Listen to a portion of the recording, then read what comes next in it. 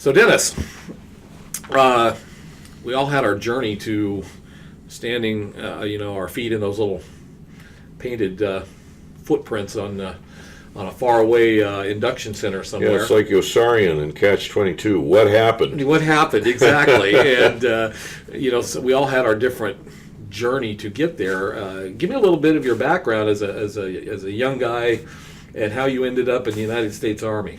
Okay.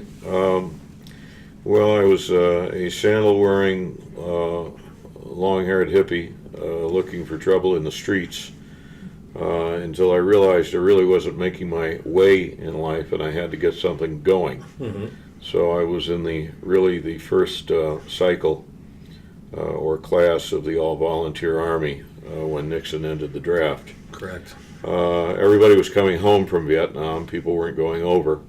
So my training put me in armored cavalry squadron on the East German border. Mm-hmm. And I also got to go to airborne training and jump school, qualify as a parachutist in Wiesbaden, Germany, with the 8th Infantry Division. Right. Yeah. What part of the country do you hail from?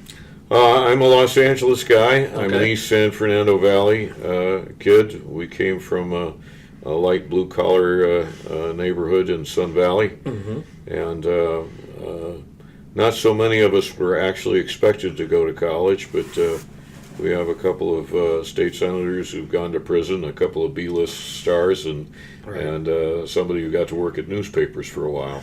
Wow. But what I wanted to learn how to do after the Army was to be a writer. Mm-hmm. And so I went to journalism school at Pierce College.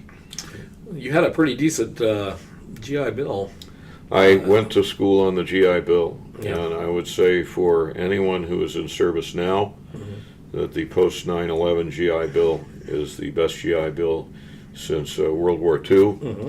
The thing that really matters about this is that anybody on the GI Bill maintain their class load. That they Correct. maintain their class load and their grades, and if they are coping or navigating post-trauma stress, to get into counseling so that they can maintain their classes and their grades, because if you lose it, you can't use it again. Right. Okay? Yeah, it's an important message, and a lot of the, how would you say this, when we get out of the military, I hope the briefings are up to snuff like they were when we departed, of what's available. I don't think any transition assistance program can be enough. Mm-hmm. They are probably better now than they were 10 years ago when the war was at peak. But we still find a lot of post 9/11 veterans getting out and have been disoriented to a transition into civilian work and society. So there are a lot of counseling programs. One of the very strong ones is the VA affiliated. It's not a VA hospital, but the VA Veteran Center counseling programs. We've got one in Palmdale. Mm-hmm. It is terrific for people who have either had a combat experience or anything that would have imposed post-trauma stress on them. The VA Vet Center is a way to go. But they will also help you get adjusted to going to school. Yeah. And that's another thing about the schools. Some of them aren't good. Yeah. We have veterans who are being conned into many of the for-profit programs. You have to be very judicious about choosing that, and get some help in counseling. Chances are the best shot you're going to have is at a community college. It gets the veteran reoriented Yes. into the civilian society.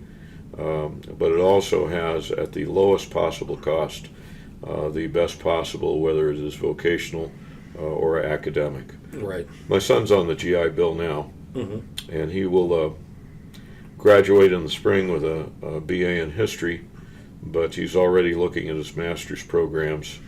But he's not a spring chicken. He got out of the war almost 10 years ago, and it takes a while to catch up. It does. Particularly after a hard combat tour. Absolutely.